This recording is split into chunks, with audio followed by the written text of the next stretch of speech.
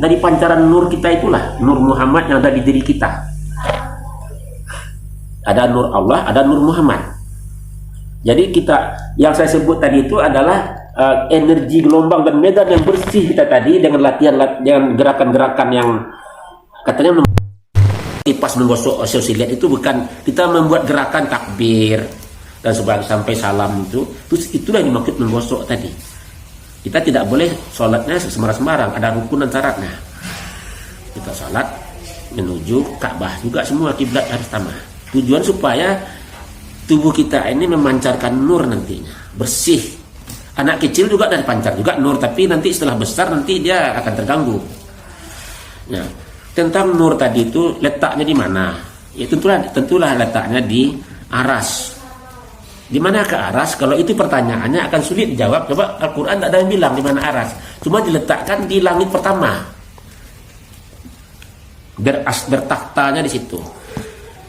Di surat An-Nur, surat 24 ayat 35, itu Allah sudah menyebut tentang nur tadi itu, atau nur Allah yang kemudian nur Allah itu ada di diri kita juga, Nur Muhammad. Jadi saling berinteraksi. Jadi sudah diberi kepada kita Nur Muhammad. Orang menyebut Nur Muhammad ya. Juga di Al-Quran juga ada itu nur yang memancar ya. Itu kalau agama lain menyebut Ruhul Kudus. Jadi kita bacakanlah bahwa di mana sebetulnya pusat markas besar atau aras Allah itu. Memang akan sulit dijawab. Di situ di surat An-Nur surat 24 ayat 35 kita baca lebih lengkap supaya jangan salah mengartikannya nanti. Bismillahirrahmanirrahim. Allah nur samawati wal ard masalul nurihi kamis kauti fiha misbahun al misbahun hu fil rujajan azuja jatul ka'annaha kaukabun zuriyu yukad min sajaratin mubarakah zaitunatilla sarkihi wala gharbiyah yakadu zautuha yudiun walau lam tamsashu nurun ala nurin yahdiyallahu linurihi mayyasha wa yadribullahu masalul linnasi wallahu bikulli syai'in alim. Maaf saya agak kurang lancar membaca ayat ini. Maklumlah saya bukan seorang qori, hanya seorang pegawai Pertamina yang sudah pensiun. Jadi saya tidak ada mengikuti ikut pesantren untuk baca ini, tapi insya Allah kita tahu ya. Ayat inilah yang menjatuhkan dulu seorang pendeta di depan saya waktu saya berdebat yang tamatan dari Jerman tentang Allah nur samawati wal ard. Allah itu nur samawati wal ard. Allah itu, jadi langit dan bumi ini sebetulnya nur Allah, tapi bukan Allah, nur Allah. Apa bedanya nur Allah dengan Allah? Allah itu sumber sinar. Sinar itu bergerak, itulah nur yang menjadi bumi dan langit. Tapi di manakah Allah? Di sini disebut dia itu di dalam bola kaca. Nah, kita tidak bisa melihat dia. Kalau misbahum apa Pak? Misbahum. Misbahum itu artinya misbah bola kaca itu. Dalam itu ada pelita. Pelita itulah sumber sinar Allah tadi, itulah aras tadi. Nah, yang memancar itulah yang disebut dengan kurs kaki tadi. Nah, kaki itu bersihnya ada di Ka'bah untuk bumi ini. Tapi di seluruh alam langit pertama ini, di situ semuanya itu tenggelam dalam aras Allah. Jadi bukan di sebuah titik, tapi di semua langit dan langit ini, di langit atmosfer ini, itu semua dalam aras Allah. Kita ada di dalam aras Allah sebetulnya. Jadi aras Allah itu bukan ada di Pekanbaru, ada di Bangkinang, ada di Dumai, bukan ada di Aceh, enggak. Tapi semua yang ada di bumi ini, mulai dari ionosfer sampai ke lapisan inti bumi yang bersuhu lebih 6.000 derajat Celcius, itu semuanya itu adalah aras Allah. Nah, kaki apa ya itu pancaran gelombangnya mengenal kepada benda-benda, misalnya otak kita, jantung kita, paru-paru, dan pusat yang paling bersih itu ada di Ka'bah. Maka kita diarahkan ke sana tujuan supaya kuat nur tadi. Banyak sudah mendapatkan gambaran bahwa memang kita lebih banyak selama ini tentang hayal-hayal. Namun sesungguhnya diterangkan tadi yang terakhir bahwa aras itu adalah sebuah tempat di mana karena di dalam ruang itu ada beberapa, artinya ibaratnya satu ruangan atau yang dibilang misbah tadi Pak ya. Misbah itu adalah sebuah ruangan kaca, namun kaca bukan seperti gambaran kaca balon ya, yang kecil kan itu. Mungkin bisa diketahui Pak luas aras itu sendiri atau bagaimana Pak? Jadi misbah tadi bola kaca, misbah itu bola kaca. Maksudnya itu adalah semua atmosfer ini sebagaikan kaca. Gitu. Semua atmosfer ini bagaikan bola kaca. Kita ini kan bumi kan bulat. Nah, jadi semua atmosfer mulai dari ionosfer sampai ke inti bumi itu bagaikan sebuah bola kaca. Ah, disitulah aras tadi. Di situ ada sumber sinar. Yang itulah sinar tadi itu adalah sinar Allah. Sinar Allah. Jadi di lapisan bumi ini memancar ke seluruh alam. Sumber sinar tadi itu memancar ke segala alam. Apakah yang dipancarkannya? Itulah kursi. Kursi itu sudah bilang tadi listrik, magnet, apalagi energi, isotop. Itulah yang mengendalikan kehidupan kita ini semuanya. Energi tadi itu, listriknya, magnetnya, dan segala macam. Ya. Baik, ini menarik sekali karena kita akan lebih banyak bertanya lagi, bahwasanya ada kaitannya juga dengan semua itu. Apabila kita mengurai sesuatu tentu harus mempunyai manfaat bagi kita semuanya. Nah, terutama seperti tadi bahwa dikatakan adanya keliling Ka'bah yang dikatakan tawaf adalah merupakan sebuah pembersihan agar kita mendapatkan suatu nur ilahi yang nantinya sebagai kode atau isyarat bahwa kita ini termasuk di dalam umat Muhammad. Begitu Pak ya. Nah, kemudian ada satu lagi yang ingin saya tanyakan kaitannya bahwa seperti dikatakan tadi misbah. Ini terbuka lagi pertanyaan. Saudara lain selain Islam itu mengatakan misbah itu memang sebuah tempat. Berarti bahwa sesuai dengan keterangan tadi sebuah tempat, sebuah ruang, dan kita dapat masuk ke dalamnya. Nah, tujuan kita adalah bagaimana mengenal aras itu. Apakah kita nanti akan kembali ke sana? Karena kalau kita sudah mati, manusia sudah mati, yang masuk ke kuburan adalah bangkainya. Terus yang kembali kepada Tuhannya adalah yang datang dari Allah itu sendiri. Nah, yang datang dari Allah itu berupa nur.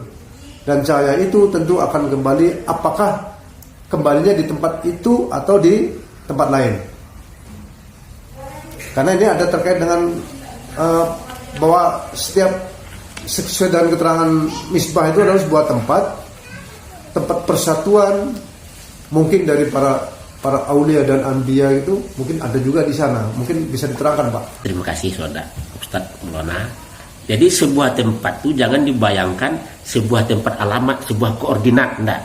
Sebuah tempat itu maksudnya di surat Fusilat tadi ada disebut misbah tadi suatu bola kaca besar. Itulah atmosfer kita ini. Begitu juga di planet-planet yang lain juga mempunyai atmosfernya tersendiri. Juga di matahari juga punya atmosfer tersendiri yang disebut corona tadi.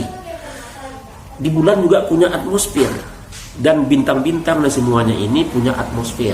Tapi Allah berkehendak menempatkan di atmosfer bumi inilah pusatnya semuanya. Di surat Fusilat tadi ayat 11 Allah menghendaki pusat kekuasaannya itu ada di atmosfer bumi, bukan di atmosfer bulan, bukan di atmosfer bintang, dan juga bukan di atmosfer matahari. Kalaulah tidak ada atmosfer Allah yang mengutamakan bumi ini, hancur kita oleh sinar-sinar gelombang elektromagnetis yang ada dari matahari. Tapi Allah melindungi kita karena ini pusat kekuasaannya. Nah, kita juga berada dalam atmosfer bumi ini. Semua tubuh kita dari ujung rambut sampai ke ujung kaki kita kan tenggelam dari atmosfer bumi ini. Berarti juga kita ada di aras Allah sebetulnya. Kaitannya dengan para aulia dan anbiya yang sudah habis tugas. Kemudian di surat Yasin tadi dibaca oleh Bapak Ustadz Maulana, Subhanallazi biyadihi malakut kulli syai'in wa ilaihi turja'un. Jadi kembalinya ke aras yang sebetulnya di atmosfer bumi ini maksudnya. Kalau kita lihat atmosfer bumi ini seperti yang kita lihat hanya awan, angin, apalagi hujan.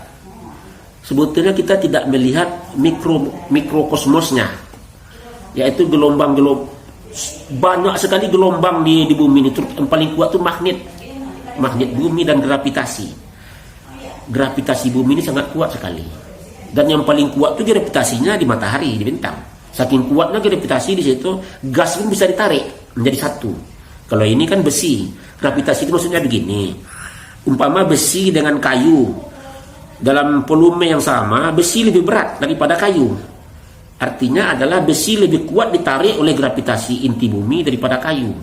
Jadi semakin padat ya, semakin kuat tarikan tadi, semakin lemah tarikannya ke sana. Jadi ada hubungan juga dengan massa.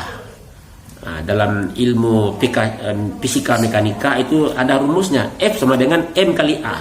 Massa dikali percepatan gravitasi tadi, sekian Newton. Jadi kita juga ditarik gravitasi ini ke bawah nih. Kalau kita nggak ditarik oleh gravitasi, terbang kita ini. Bumi yang bergerak dengan kecepatan lebih, berputar dengan kecepatan lebih dari 1.600 km per jam, dan juga di sampingnya berputar bumi ini sekian ribu kilometer, dia juga terbang di angkasa ini dengan kecepatan lebih 100.000 km.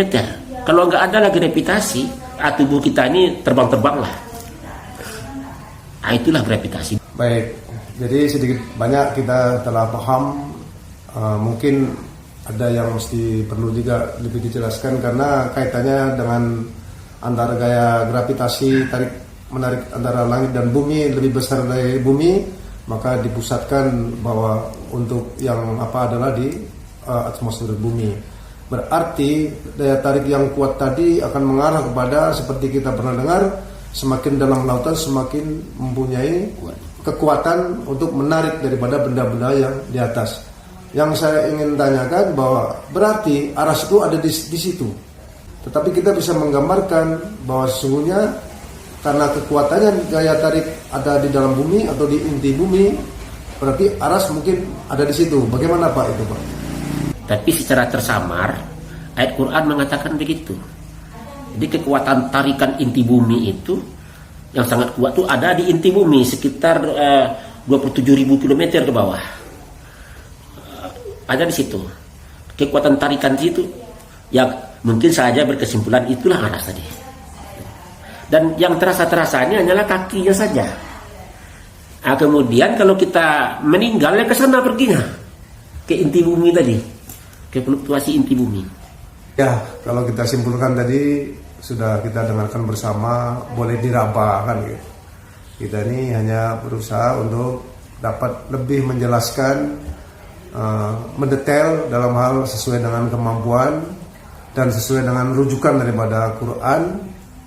Karena beliau ini juga kalau saya rasa-rasa itu beliau bukan ahli pikir saja, tapi dia Bapak Ustadz ini mempunyai karakter yang memang selalu menggali. Dan dari ringkasan tadi saya sudah dapat menyimpulkan bahwa aras itu boleh jadi ada di inti bumi karena tadi sesuai dengan ayat Fusilat. Jadi disitulah mungkin karena semua kembali di tempat itu. Karena kalau kita terlepas dari bumi melayang-layang kita. Padahal kita ini harus kembali ke tempat aras tadi. Mungkin ada ayat lagi Pak sebagai penutup bahwa ada ayat yang mengatakan Bismillahirrahmanirrahim. Inna awala baiti wudiya linnasi lilladzi bi Bakkata mubarakata hudalil alamin. Ini rumah pertama manusia.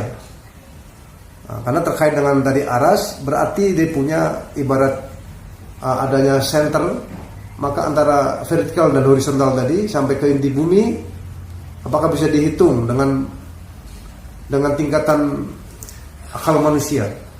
Seperti sebagaimana bahwa tahun di akhirat lebih nilainya lebih besar daripada tahun di bumi. Dari 1 hari di akhirat 1000 tahun di bumi.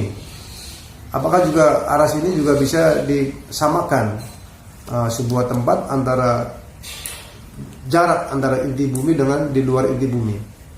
Mungkin bisa diterangkan bagaimana penggambarannya, Pak, sesuai dengan ayat tadi. Jadi tadi saya sudah ngomong bahwa inti bumi itu pusat kekuasaan yang ada di bumi ini sampai ke atmosfer sana, ditarik semua ke inti bumi. Tapi itu inti bumi juga sebetulnya dia mengelilingi galaksi, mengelilingi tata surya juga mengelilingi galaksi juga mengelilingi suatu inti. Akhirnya kita kembali ke sebuah inti juga, yang namanya itu bumi dan langit hanyalah sebuah titik singuler ini. Di episode keempat kita sebut bahwa langit dan bumi itu sebuah titik itu. Itulah aras tadi, sebuah titik. Nah, untuk ayat ini karena ingin jelas juga, titik tadi itu ada di inti bumi. Sinilah pusat gravitasi. Tapi ini sebetulnya ini mempunyai lapisan-lapisan. Ada langit 1, langit 2, langit 3 sampai ke langit ke-7. Jadi aras 1, aras 2, aras 3 sampai ke aras 7. Dan melebihi lagi aras 7 itu namanya Sidratil Muntaha. Jadi inti bumi itu juga itu adalah kaki aras juga sebetulnya baru itu. Masih ada aras yang lain lagi.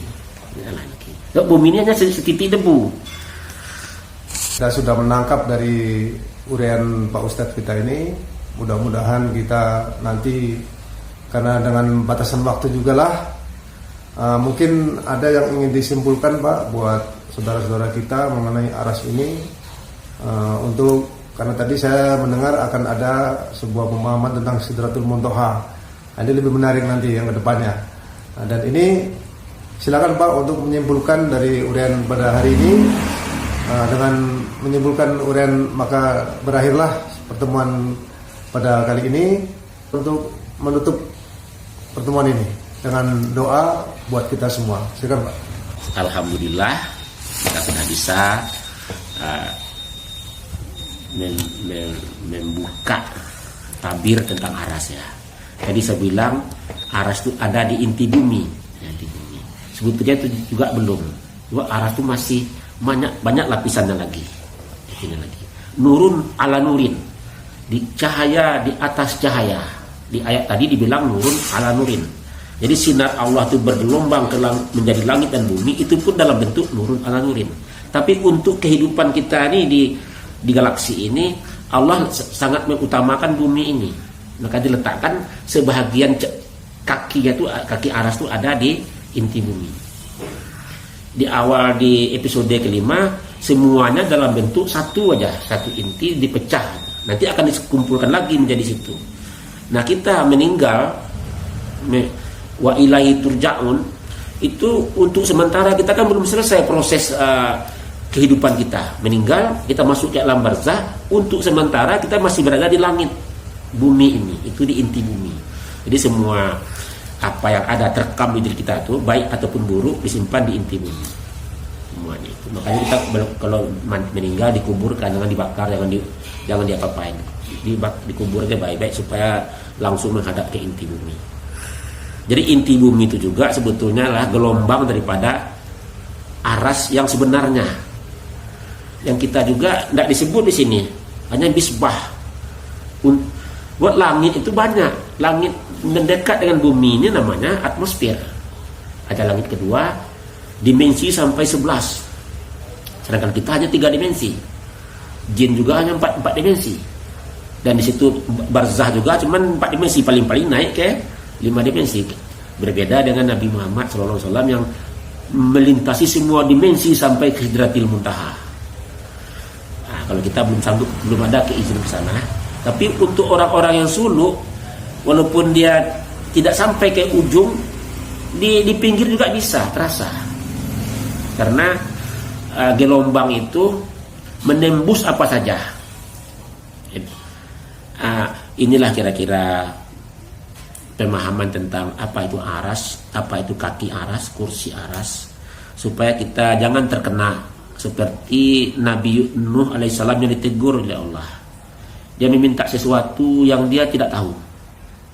Hai Nuh, janganlah engkau meminta sesuatu kepadaku, atau beribadah kepadaku, atau berdoa kepadaku, atau berinteraksi, atau mengucapkan sesuatu yang kamu tidak ada ilmunya.